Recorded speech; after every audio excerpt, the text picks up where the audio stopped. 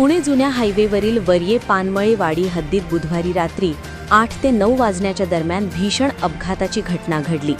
रस्त्याच्या कडेला उभ्या असलेल्या लाकडांनी भरलेल्या ट्रॅक्टर ट्रॉलीला दुचाकीची मागून जोरदार धडक बसल्याने हा अपघात झाला। या अपघातात दुचाकीस्वार युवक गंभीर जखमी झाला असून त्याला तातडीने जिल्हा रुग्णालयात उपचारासाठी दाखल करण्यात आले आहे। प्राथमिक माहितीनुसार अपघातस्थळी उभ्या असलेल्या ट्रॉलीवर कोणतेही रिफ्लेक्टर किंवा इशारा दर्शवणारी चिन्हे नव्हती। त्यामुळे अंधारात ट्रॉली न दिसल्याने हा अपघात घडल्याची शक्यता व्यक्त केली जात आहे। दरम्यान या परिसरात नेहमीच लाकडांनी भरलेल्या ट्रॅक्टर ट्रॉल्या उभ्या असतात, मात्र या ट्रॉलींवर रिफ्लेक्टर नसणे, नंबर प्लेट नसणे तसेच वाहतूक करताना लाकूड पूर्णपणे झाकून नेले जाणे यामुळे संशय निर्माण झाला आहे। स्थानिक नागरिकांनी याबाबत अनेक गंभीर प्रश्न उपस्थित केले आहेत।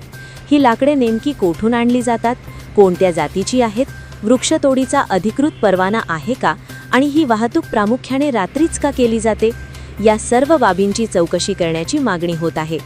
या घटनेनंतर तालुका पोलिसांकडून काय कारवाई केली जाणार, तसेच सातारा वन विभाग या प्रकरणाची दखल घेऊन बेकायदेशीर वृक्षतोड व वाहतुकीवर नियंत्रण आणणार का, याकडे सर्वांचे लक्ष लागले आहे।